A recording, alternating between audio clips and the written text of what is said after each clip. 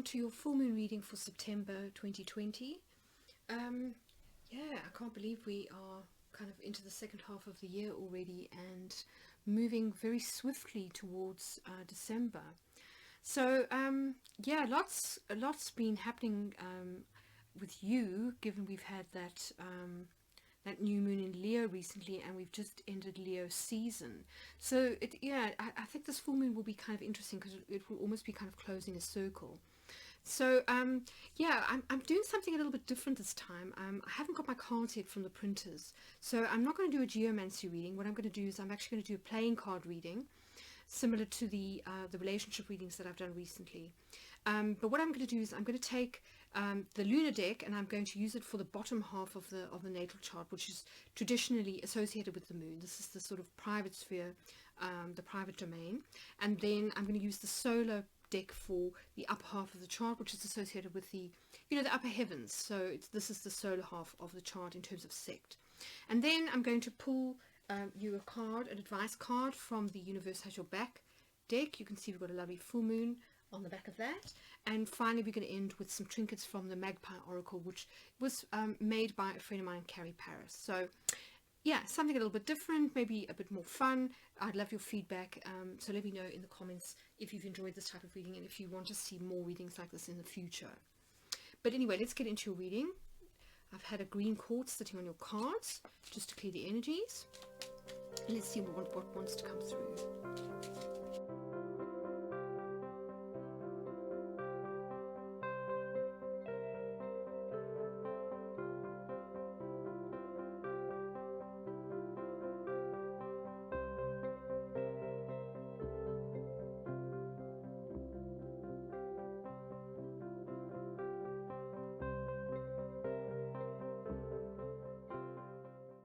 Interesting. So you've got the Nine of Cups twice, once in reverse, once in the upright. So that's really interesting. Nine of Cups is often about happiness and fulfillment, wish fulfillment, that type of thing. But in the reverse, it can sometimes be about self-indulgence. So interesting, because this is where the sun and the moon are going to be at the full moon. So this is the house of Virgo. This is where the sun will be, along with Mercury, which is currently in Virgo. And then the moon will be in Pisces here in your 8th house, which is the house of joint resources and joint efforts. So that's quite interesting, actually. It looks as though on some level you may have, if we consider that you've come into this reading looking at the long term, it looks as though you are considering some kind of commitment. Possibly you are focused on a spiritual lesson of some kind, or you're wanting to sort of do the right thing. This is often the card of kind of the conscience, wanting to sort of do the right thing in terms of social norms and values.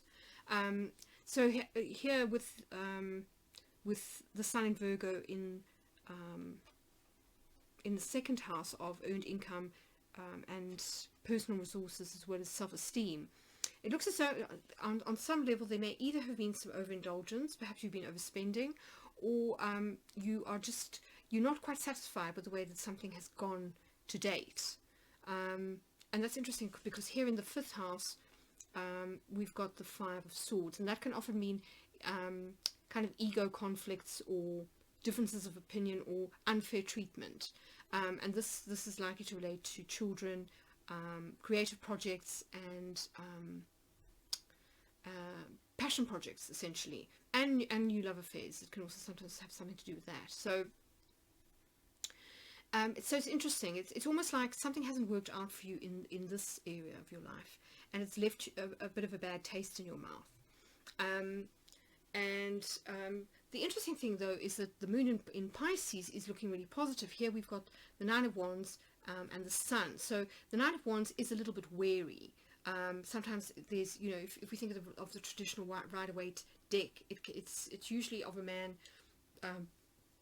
kind of in amongst defenses with a bandage around his head, kind of looking, side-eyeing people to say, are you going to do this to me again? I'm once bitten, twice shy. But the Sun is a very, very positive card. It's about kind of success, happiness, joy, optimism, all of that good stuff. And right next to it is the Four of Wands, which is a wonderful card.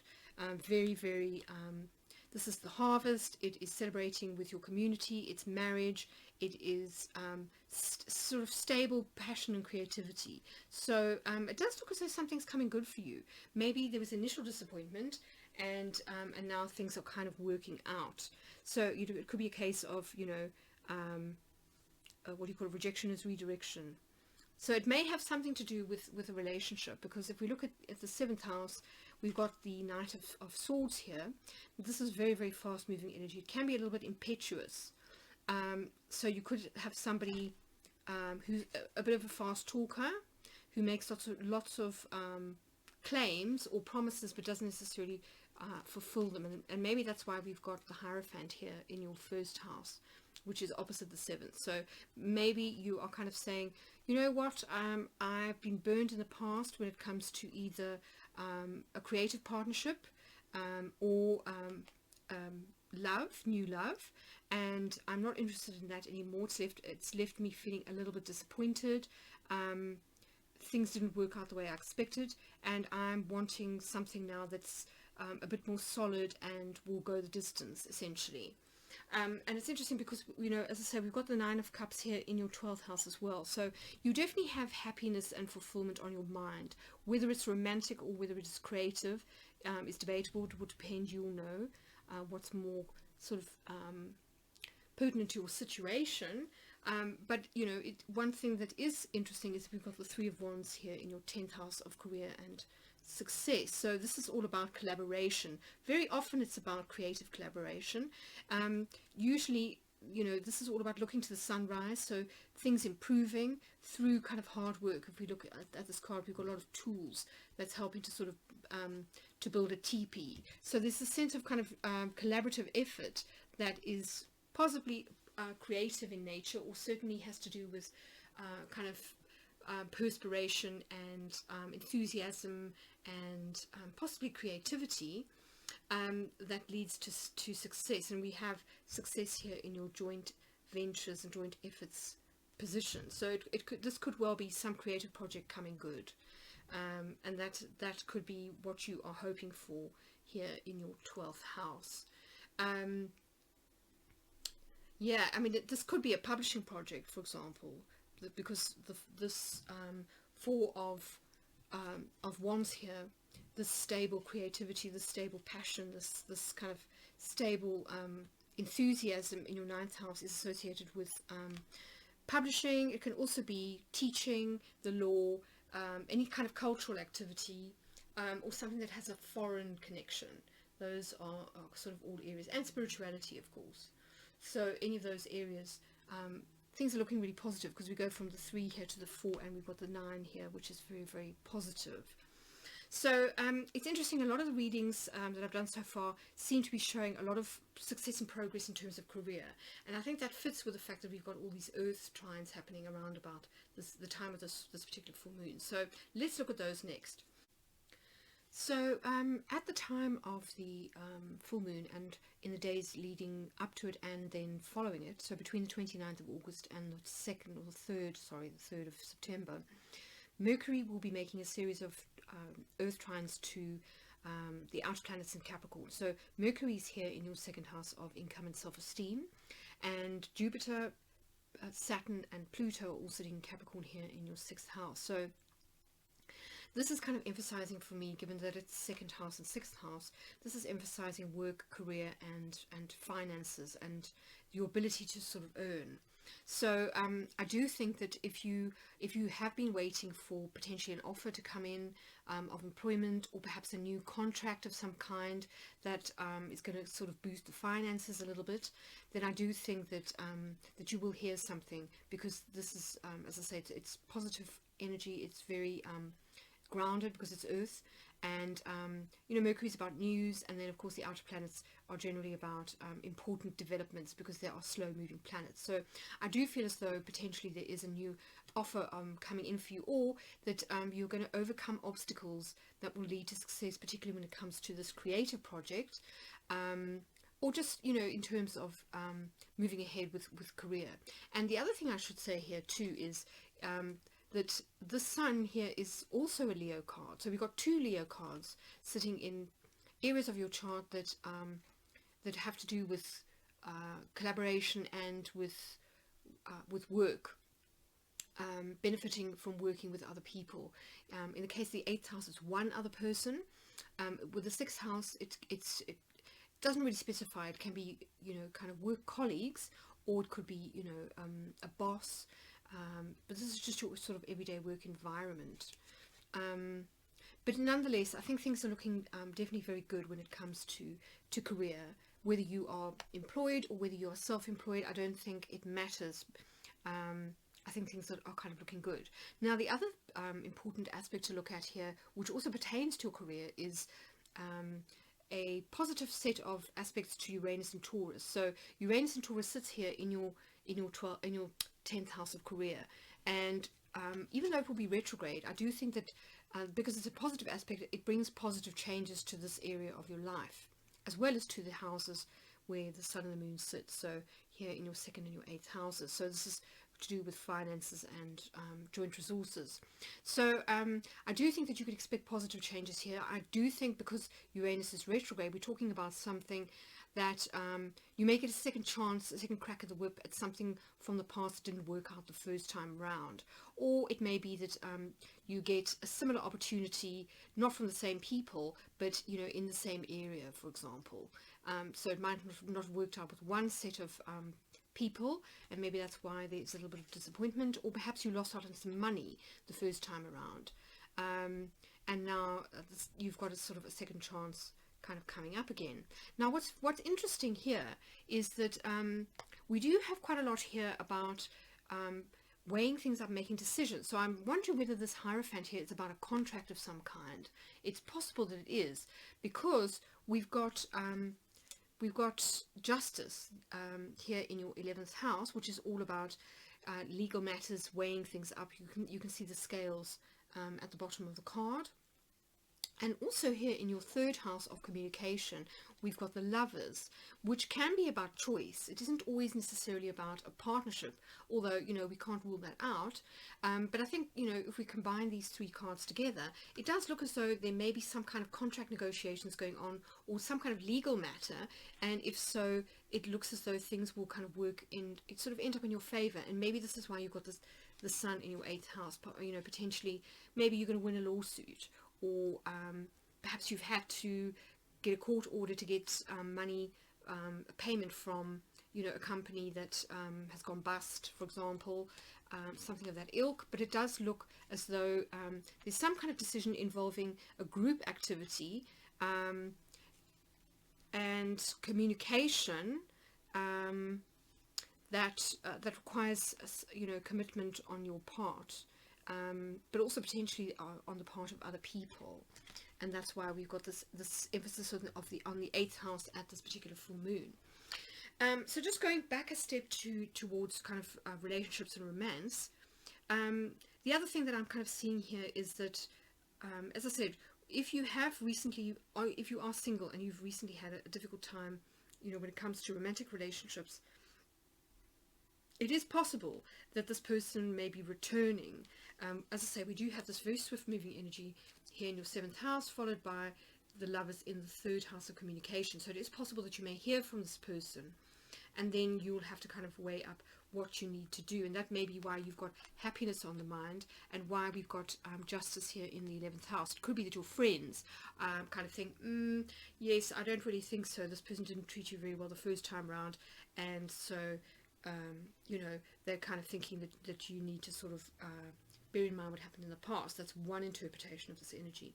The other one, of course, is that this may be somebody from your past who is coming back that you haven't heard from in a while, because it's the 6 of Cups here. This is also the 6 of Cups. It can be linked to a soulmate or somebody that you knew when you were younger, because it's related to kind of nostalgia and looking back at your past, your childhood often. So maybe you're going to hear from a childhood sweetheart, or somebody that you knew when you were younger, say at school, or high school or university, something of that ilk. And maybe it's unexpected. This could be also why we've got the Knight of Swords here. It's kind of unexpected or very swift communication coming in that takes you by surprise. Yes. But just bear this in mind, because it may not relate to the past. It may relate to you know, this communication coming in. You know, if you feel that the person is sitting in a little bit of ego, or if you feel that they are playing games, then, you know, it's something that you need to perhaps, you know, weigh up to see whether this is really the kind of energy that you want to sort of entertain, because it does look as though you've definitely got the long term on your mind, whether it's work or romance. You're looking for somebody who is a keeper, not somebody who's just sort of here today, gone tomorrow. Now, having said that, I don't see the Knight of Wands here, and that's usually that kind of in-out energy. So, yes, let's not sort of be too hasty to judge. The other thing to say about this reading is you've got Judgment here in your fourth house, and this can be about a wake-up call, or the need to make an important decision when it comes to family or home where you live. So it could also be that whatever this opportunity is that's coming in may require you to move or to relocate. You know, that's just, I'm just going to kind of throw that in the mix. But anyway, let's pull you an advice card and see what wants to come out.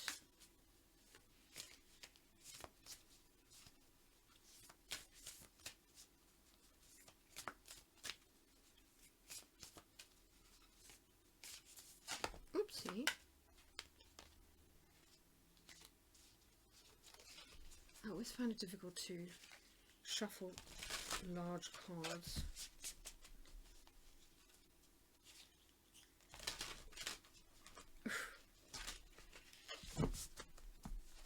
Okay, so let's cut that in half.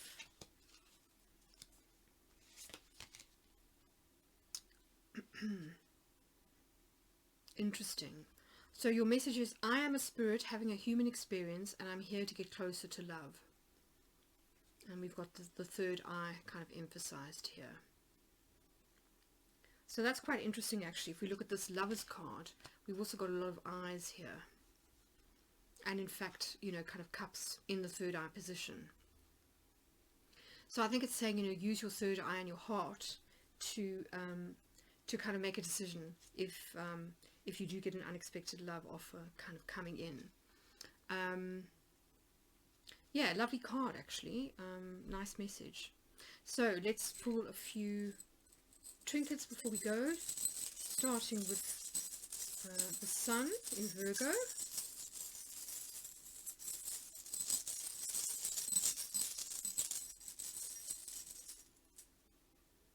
Interesting. So we've got the rider or the biker. I associate this with the Chariot card in the tarot. So this is about swift movement forward, momentum, things kind of gathering pace.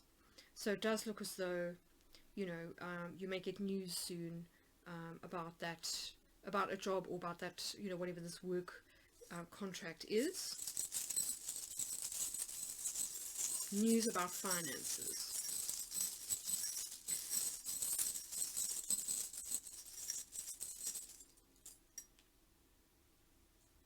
Interesting. So for the moon, we've got the fox. Now the fox in the Lenormand is, it's kind of about strategy. It's similar in a way to the more positive interpretation of the Seven of Swords. So it's about having a strategy, being a little bit strategic, a little bit wily, thinking with your wits.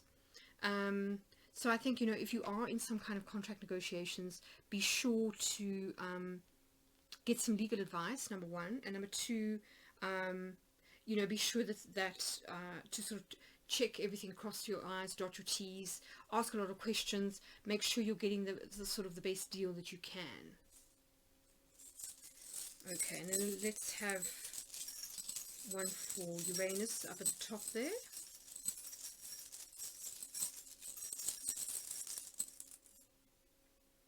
The fish. So that's really nice. So this is often about, you know, if not a sort of like a big fish. So it's often about money, the fish, particularly in the Lenormand system. So it does look to me as though, as I say, you've got this enormous emphasis here on finances in terms of the sun and the moon at this particular new moon phase, and then on top of it we've got money in your your kind of career sector. So I do really feel as though there's definitely something coming in for you when it comes to work, and you know, possibly something coming good, like a promotion or an award, or something of that ilk, a prize. And then one for those Capricorn placements. Interesting. Okay, so we've got the snake. So the snake can be read in two ways, similar to the fox. It can either be somebody who is a little bit dodgy, somebody who kind of goes behind your back, it's a bit of a backstabber, or it can be a long and drawn out process. And I think this is probably what we're talking about here, because we've got strength in this position. And of course, you know, we've got outer planets that are moving slowly. They're currently in retrograde, then they're going to go direct again, they're going to go back over the same ground. So I do feel as though, you know, you just need to have a little bit of patience, persistence, and courage, fortitude, determination to overcome obstacles. So kind of hang in there. I think this is something that may not materialize overnight, but it's certainly, when it does, it's going to be worth the wait.